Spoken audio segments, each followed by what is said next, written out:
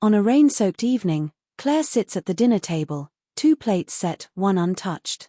The ticking clock becomes a cruel reminder of absence. Her phone buzzes. Daniel's text, working late again. Don't wait up. The message feels rehearsed. The house, though spotless, feels hollow, echoing the loneliness she hides daily. A knock interrupts the silence. Ethan Moore, Daniel's colleague, stands drenched but polite, holding Daniel's forgotten wallet. Claire lets him in, uneasy yet courteous. His eyes scan the home, too perfect, too still. When he notices the family photo, his gaze lingers, revealing quiet understanding, perhaps even pity, for her isolation. As Claire retrieves the wallet, Ethan speaks softly about Daniel's late nights, whispered office rumors, and unspoken tensions. Something heavy lingers between them. When Claire hands him the wallet, she spots a lipstick stain, bright, foreign, on Daniel's shirt pocket. Ethan sees it too. Neither speaks. The silence says everything words can't. Claire's life has become a quiet repetition of chores and loneliness. Once a passionate graphic designer, she left her career to support Daniel's ambitions. Now, her world revolves around an empty home and fading affection. The woman who once dreamed in color now lives in muted tones of waiting and disappointment. Flashbacks haunt her, painting walls with Daniel, sharing cheap wine, laughing at spilled takeout. But now, he's distant, buried in his phone, unreachable. Over coffee, Claire confides in Mia, insisting he isn't cheating. Mia's knowing smirk pierces her denial. Doubt settles in, a quiet ache she tries to ignore. Desperate to reconnect, Claire cooks his favorite meal, dresses beautifully, plans a getaway, all dismissed with a cold work thing. Her loneliness deepens, and thoughts of Ethan flicker not as desire, but recognition. That night, Daniel's phone lights up. Last night was perfect. Same place tomorrow? Sabrina. Unknown. Betrayal confirmed. Morning arrives, and Daniel greets Claire with forced normalcy, a kiss on the cheek, a smile that doesn't reach his eyes. She mirrors it, pretending to. But inside, her mind churns. Instead of confronting him, she chooses silence, clutching at the last threads of her unraveling composure and dignity. At noon, she surprises him with lunch at his office only to find his desk empty. Ethan appears instead, hesitant. After a long pause, he confesses softly, he's out. With Sabrina. Lakeside Inn. The name hits her like a blow. Ethan's regret is immediate, but the truth can't be unsaid. That night, Claire confronts Daniel. Her voice trembles but holds steel. He denies, deflects, accuses, turning her pain into blame. When he storms out, the silence screams. Later, Ethan's text arrives, gentle, remorseful.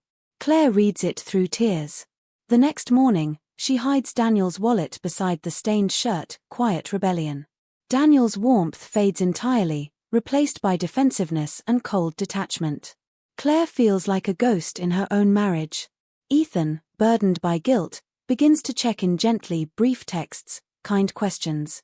Their messages grow longer, confessional. He speaks of honesty, she admits to feeling invisible. Emotional intimacy quietly blooms. After another bitter argument with Daniel, Claire drives aimlessly through the rain, her heart pounding with confusion and exhaustion. She ends up at Ethan's doorstep. He lets her in, no judgment, no expectation. They talk all night, souls bared in quiet vulnerability. His compassion steadies her shattered sense of worth. Before dawn, Claire returns home only to find Daniel waiting, eyes sharp with accusation. "Where were you?" he demands. The irony burns. He, the betrayer, calls her unfaithful.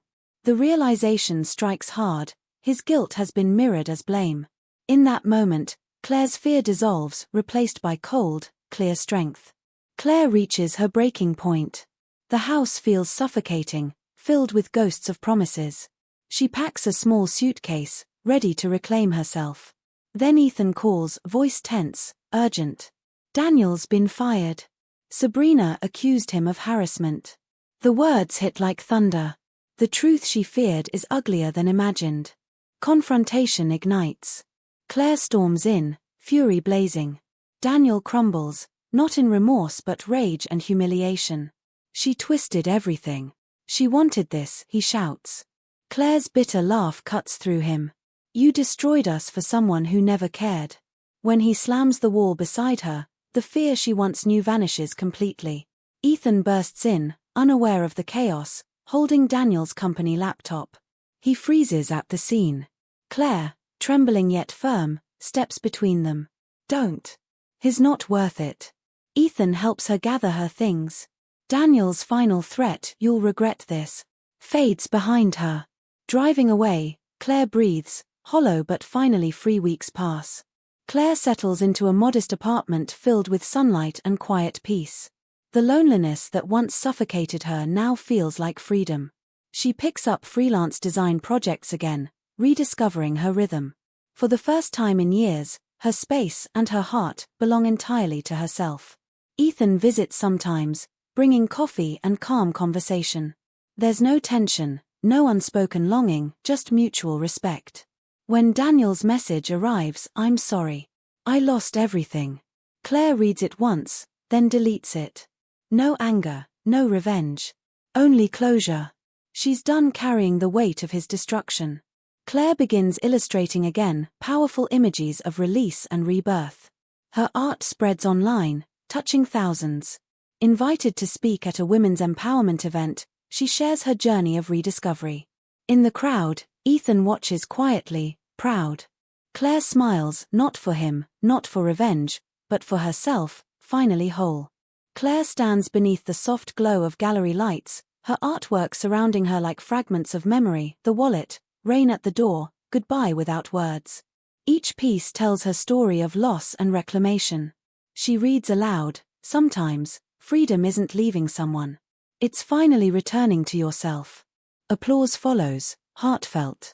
After the event, Ethan approaches, his expression gentle, proud. You kept your promise, he murmurs. Claire smiles, eyes glistening. To start over? Yeah, I did. Their exchange is simple, but profound, two souls connected by survival, not romance. They step outside together, breathing in the evening air, finally unburdened.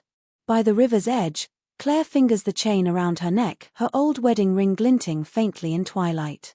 She unclasps it, pauses, then lets it slip into the water.